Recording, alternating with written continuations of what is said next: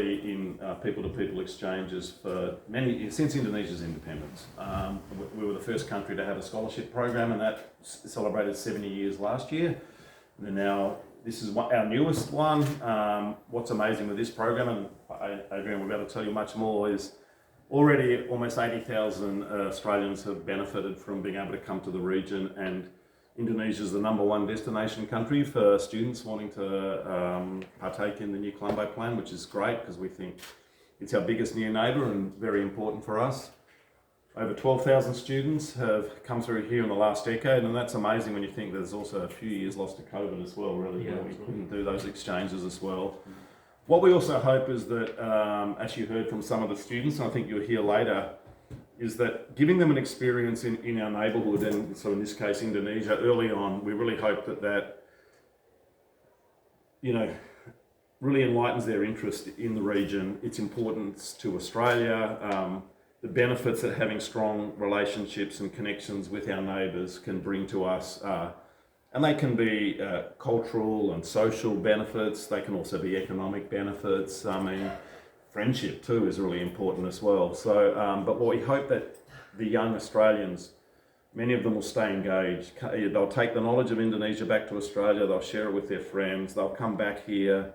Hopefully their careers will bring them back on different paths.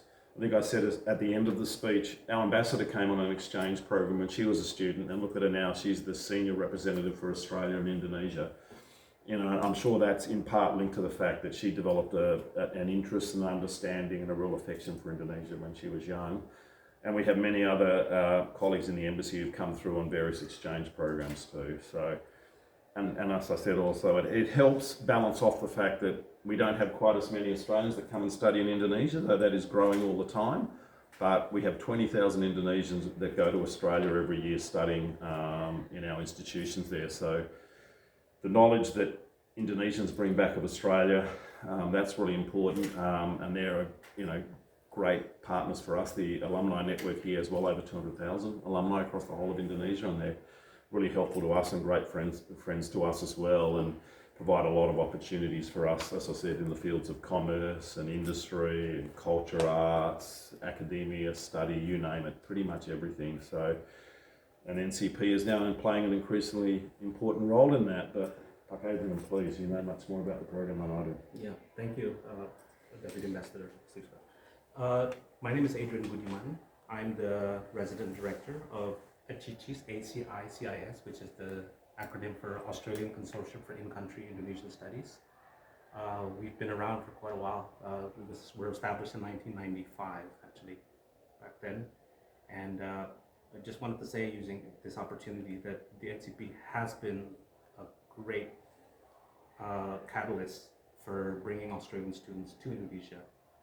The reason why is because Indonesia in general is, as all of you know, and also as Mr. Scott has already mentioned, we have a lot of students from Indonesia coming to Australia, but not the other way around.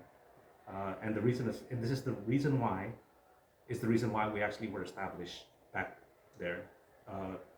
Australian students, when they come here, they're facing with many challenges, among others, immigration challenges, safety challenges, and administrative challenges as well.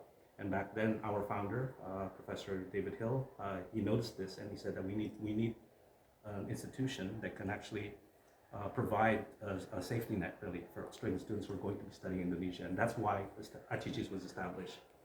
Fast forward now, almost 30 years later, we have developed into an organization where we run roughly around 15 program studies. We partner with 10 Indonesian universities at the moment, and we also have 20 members, 18 from Australia, 2 from Europe, who are in our membership, and we facilitate study programs to Indonesia.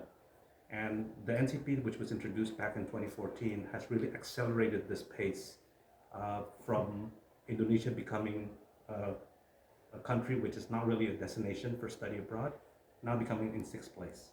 And this is amazing because Indonesia was, in the beginning, was very far away from being considered even to become a study location.